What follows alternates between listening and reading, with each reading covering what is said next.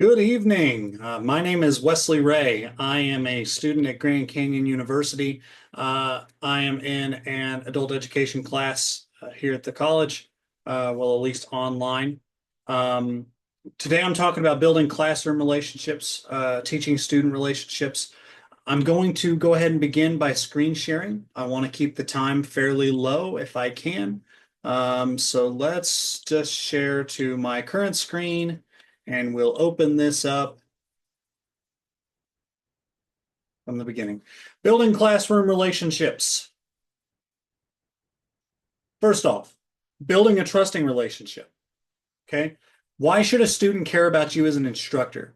If you want somebody to trust you, if you want somebody to care about you, if you want somebody to give anything about you, okay, you need to explain why. What do you have to offer a student? Okay, this would be a good opportunity for you to go into some of your credentials. What are your qualifications? Okay, now notice even in the class that we're in right now, one of the very first things is we do introductions. The professor introduces themselves in a discussion board. This is a pretty tried and true recipe, and when it comes to this, let's not fix what's not broken. It's worked before, and it will continue to work. Okay. What do you have to offer? Make it clear what the goals of the class are. Make it clear where you're trying to steer people. Um, maybe if they want to go in that direction, letting them know where you're going will probably help out with the whole participation thing. Get the students to buy into the direction that you're going. Okay. You're building a professional relationship. It is a type of relationship. Don't break the rules of any good relationship. Be open about yourself, okay? Explain who you are. Explain why you're there. Make yourself a real person. Don't be some stuffy guy who sits behind a desk all day. Be enthusiastic. Have some charisma. Be a human, okay? Listen to others. When other people are going to come up to you and talk about their ideas, talk about their culture, talk about what they did last weekend, listen to them and be a real person and be another party and listen to them. And that is going to go very far with them. And it's going to go very far with getting their buy-in to whatever it is you're trying to run. Okay. Tell the truth. Okay. Lying in any type of relationship, probably not going to bode well for building trust. So why would you do it in a student teaching relationship? Okay. It's a bad idea. And rebuilding broken trust is hard. So don't break it. Okay. It's easier to build it the first time than it is to break it and rebuild it. So take the path of least resistance there. Best practices for building trust. Students with a verifiable degree of trust with their instructor in adult education statistically outperform the alternative.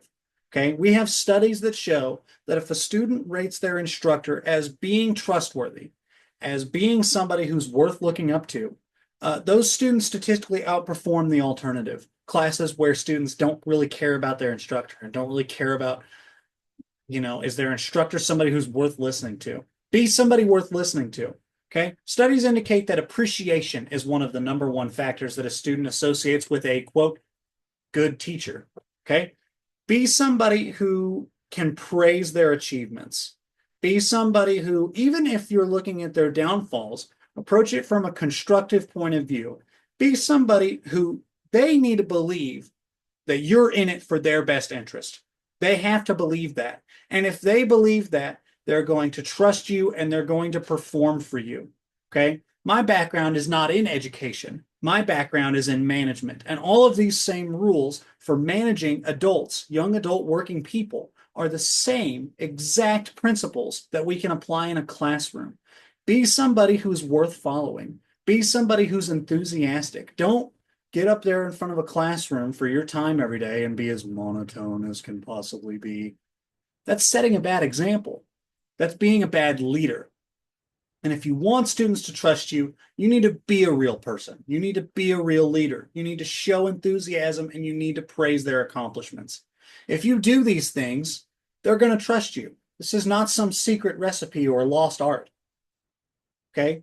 We've seen pictures like this whenever we are looking at, I don't know, LinkedIn. Okay. I don't know how many LinkedIn profiles I've ever looked at that have this exact picture on there. If you substitute the business block that your manager is sitting on, that the boss is sitting on, okay, If you substitute business with classroom, it all works the same. These are not new ideas. Okay. Get out there and pull them forward. Don't just crack a whip and tell them to go in a direction. Move with them, go with them, address their needs, and be a part of the environment. Okay. It's talked about in corporate HR meetings all the time. Why should it be lost on the classroom environment, especially when you're in a classroom with adults? Addressing diverse needs. Have an open door policy. People might have all kinds of different cultures, but they all need to share one, a positive emotional culture. Okay. They need to be positive about the experience. They need to be positive about what's going on. And if they are not feeling positive about it, then they are not going to do as well. If people think well about the situation they are in, they outperform. This is the same in a job. This will be the same in your classroom. Okay. If you aren't going, you are not going to be an expert on every person's situation. I cannot possibly know every detail about every religion, every country, every racial demographic. I don't know those things. And I can't claim to be an expert in all of those things. But when it becomes an issue for somebody, be somebody who is worth talking to when that becomes an issue. And hopefully it never does. But if it does, when someone comes and talks to you about these things, you listen. Okay. If they're right or if they're wrong, you listen and you make them feel as though they are listened to. And that is the number one way that you address diverse needs. If they bring up valid points and if they bring up a valid argument, then listen and act accordingly. And if they don't bring up valid needs and if they don't bring up a valid argument, then still listen and act accordingly. Okay. You can listen to all of these ideas from all of these places, and it really truly is only your opportunity to become better. So make the time to do it. People will tell you what they need if you give them the opportunity to do so and you put them in a position where they should. Accept all ideas, but challenge all ideas. Okay? You should be open to all viewpoints, but be skeptical of all viewpoints. Okay? Apply your challenge fairly and evenly. If someone comes up to you and brings an idea up that you are sold on from the beginning, you should challenge it just like if somebody comes up and brings an idea up that you think is the dumbest thing you've ever heard. Okay? Challenge everything equally. Challenge everything fairly. There's nothing wrong in teaching as playing the devil's advocate to play devil's advocate. In fact, I oftentimes will acknowledge, even with my sixth graders, that I could play devil's advocate on a situation. I'll just tell them, be like, okay, well, somebody who disagrees with you might bring up the argument of, and, go from there. That's their opportunity to grow. Don't choose sides, moderate. Two students want to have a peaceful debate and discussion about a complex topic. Don't choose a side, moderate it, see who wins. It's an educational experience for both of them. Challenge both ideas evenly. Put them in the same playing field. Okay? Christian worldview. Before I move into my slide on Christian worldview, I'm going to talk about my specific perspective of Christian worldview while also accepting all ideas and challenging all ideas. I teach a sixth grade biology class. I have to touch on topics like natural selection and evolution. These are state standards. I'm required to teach it. I must teach it. I am a Christian. And for a lot of people, these are conflicting ideas. I tell my students that whatever it is that they choose to believe, first off, I tell them that I do have a set of beliefs, but I won't tell them what side I'm on. I tell them specifically that if you have a set of beliefs, that's fantastic. Have a reason for believing that. Okay?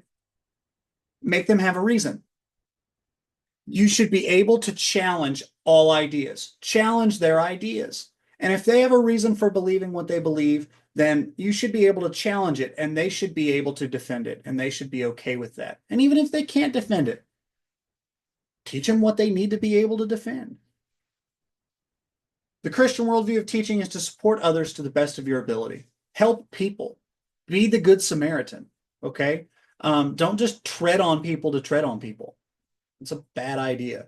Okay. We're not in education. We're not trying to gatekeep studies and sciences for me, biology, but we're not gatekeeping. We're leading. Okay. Christ wasn't gatekeeping people from heaven. Okay. He was trying to teach people how to get there. Build others, even if criticism is necessary. The goal is construction. Your job is not to break people. Your job is to build them. So build them. Do your job. Never give up on people. Okay. And be somebody who is worth looking up to. I am fairly certain that no matter what, if Christ himself is the Son of God, and in the Christian worldview, we believe that Christ is Lord, okay? I guarantee you that no matter what he taught and no matter what he was, if he turned around and did all the things that he taught people not to do, whatever it is that he is, I doubt as many people would have taken him seriously. It's the idea that he personified what he was teaching and was somebody who was worth looking up to that helps to make those teachings so impactful. And I'm sure that that was a part of what made it so impactful for the original disciples as well. I mean, they all died swearing to what they saw. So I have some references there that I've drawn off of, and that should be it. I don't want to take up too much more of your time, so I'm going to stop the recording, but I hope you enjoyed. Have a good night.